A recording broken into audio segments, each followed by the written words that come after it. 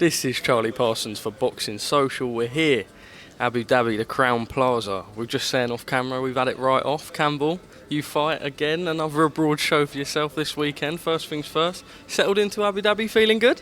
Settled in very nicely. Slotted right in.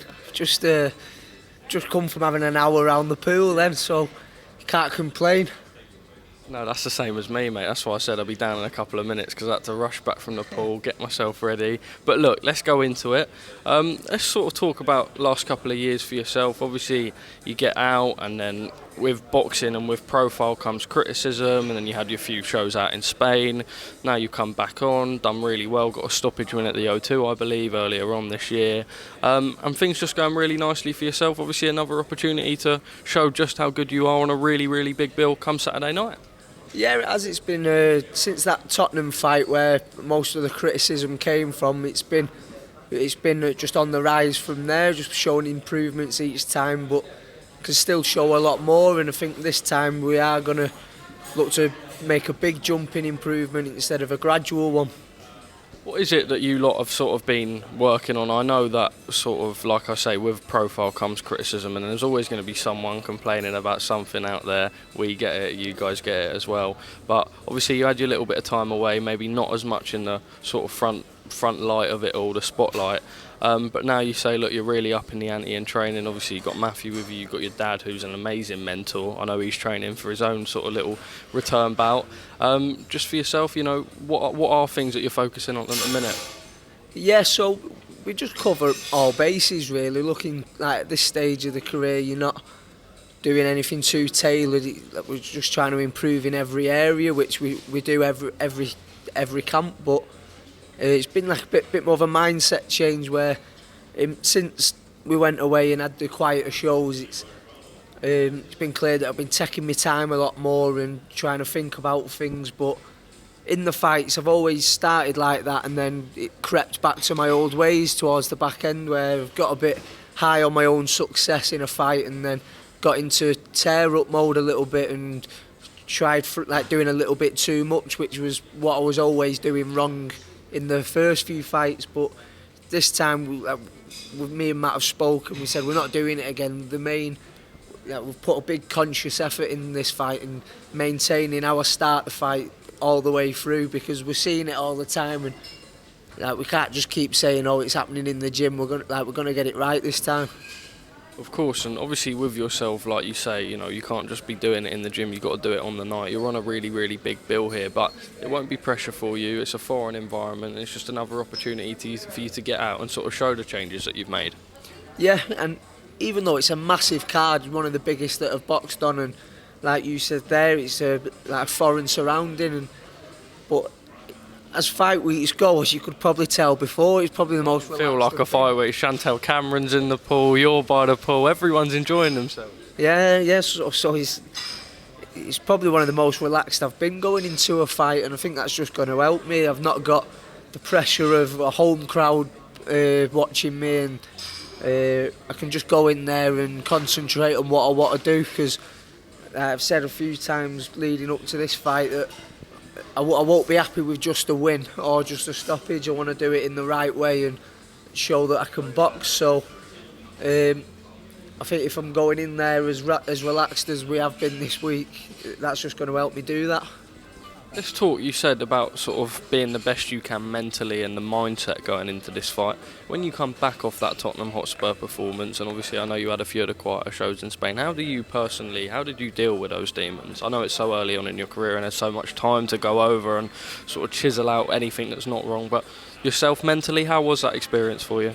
Yeah, it weren't very nice. There was, obviously you see on social media that there was loads of criticism and loads on me back for quite a while as well. I think I had deleted all the apps off my phone, and I had a bit of time away from social media and didn't really look at anything. But I think in the long term, it's probably the best thing that's happened to me, because I've had a mindset change in the ring and out, where I just don't pay attention to it now, and as I've been improving, it's started to, the criticism started to go now, and everything's been mainly positive. But it's like I think I'm quite well equipped to deal with it all now. So, like in looking back, it's probably the best thing that's happened to me.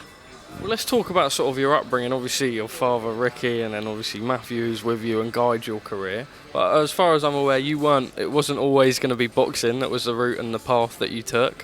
When did sort of the idea of going down the sort of professional route and thinking, you know what, I can do this a bit? I imagine you would have always had it in the background. But when did it sort of come to the forefront and be something that you sort of took much more seriously? Yeah. So when I was younger, I tried a little bit of everything. Like everyone does, a bit of football, but I was shy, and did a bit of rugby at school. Just had a go at everything, and boxing was the same. I just used to dip my toe in it a little bit and do a bit of training when I went watching my dad and Matt training and being around it that much. But that was the only one that really gripped me and that I just took to. So. It was as soon as that really. My dad had his comeback fight, which sparked me interest in it a little bit more, and then I just convinced him to let me go to a boxing gym, and it's been constant from there. But I've always done. I think from being about 15, I was training like a little pro. Then I'd train every day, and I'd train like twice a day, always getting the road working and. So when we did turn pro, I'd already been doing the schedule was like a pro, but I'd done all sorts. Did the PTs and things like that. I'd always worked since I left school and stuff. So I weren't always destined to be a boxer, but it was just something that once you get the bug, there's no getting away from. Well, let's move on to Saturday night. Obviously, you've said that mentally you're just going to try and work on things a bit more, be a bit more polished throughout the whole fight, not get lazy towards the end. What do you know of your opponent? What are you expecting when that first bell rings on Saturday? Yeah, he looks aggressive. He's got quite a few stoppage wins on his record, so we're expecting him to be quite heavy-handed, and I think he'll come to try and make it scrappy, which is the opposite of what I'm after. So I think it'll be a good opportunity to show that I don't just throw a lot of shots, good engine, and come forward and have a tear up and show some nice skillful boxing as well. Well, everyone in the sport would be lying if they said their end goal wasn't to become a world champion, but you're in no rush, you're young, you're 21, we were chatting last night, you'll move at the own pace and you've got a good management team around you, and you've only got to look at your family for guidance when you need it. But if I said to you to sort of map out the next 18, 24 months without putting pressure on yourself, where do you vision Campbell Hatton?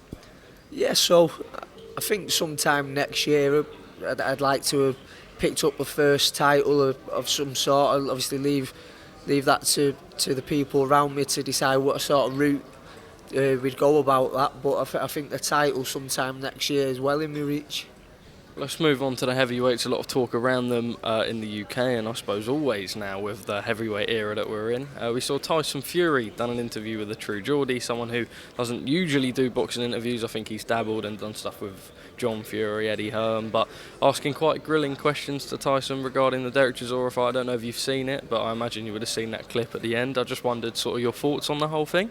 Yeah, sort of, and it just seems like he was asking a lot of the questions that people were thinking, really. When I saw that it was Chisora, his next opponent, it was a bit of a letdown when you look at what it could have been. But obviously, with Derek, he is a warrior and he's always going to come and give it a top effort. But I just feel like we've seen it before a couple of times, and Tyson won both fights comfortably. So I was a bit disappointed if True Geordie's just asking what's on everyone's mind, really. Then just sort of on Anthony Joshua itself, obviously we know that they wanted him out on December 17. It wasn't to be. He had those two losses against Usyk. Definitely looked much better in the second fight. But for him, is it in your personal opinion, going back to the drawing board perhaps and getting yourself in there with an Otto Wallin or, someone like AJ's always going to say he wants the biggest names. Eddie Hearn reiterates that. They say they want the biggest name, potentially even looking at a clash with White in spring of next year. But just you personally, do you think that maybe sort of a couple of easier touches for him just to get back in the swing of things, get that confidence back would be ideal? I think I don't see why he shouldn't. People do like to have a moan about the fights, but everyone else is seems to get away with having these Cracking resume as well. and he's just had back-to-back wins against top fighters, and like he's not had an easy fight since he probably boxed Dillian White last time. Like he's just had, from Dillian White onwards, just been top fighters. So I think if he was to have an easier touch, I don't think he will get criticism, but I don't think it would be deserved when you look at some of the other top level fighters. But I think AJ and Dillian White early next year is a top fight. Finally, from me, we saw last weekend that Conor Benn had come out and done something with the Times and the Sun, reporting the second failed VADA test. Us, the public, we're only aware of the one. I know that there's legal disputes going on behind closed doors, and everything will be ironed out in a couple of weeks, couple of months, whatever. But just on your side of things, Conor, someone who really brought the British public behind him, and innocent till proven guilty, and we'll wait for the whole process to play out. But were you shocked with it all and sort of a little bit disappointed perhaps with how things sort of played out? Yeah, I was. I think it was one of the most anticipated shows in British boxing, and everyone was really excited by it. But the right thing was to stop the show, obviously, when that all came out, because I think you had a drained Chris Eubank anyway, and then obviously he's got the VADA test flagged, so it was the right thing to do, and obviously you've got to give him the opportunity to prove himself, haven't you, and clear his name. But obviously everything that keeps coming out, it's going to take some doing. Campbell, top man, thank you very much for speaking to us at Boxing Social, and we really look forward to seeing you out Saturday night. More of the Abu Dhabi dream. The dance. Top man, thank you.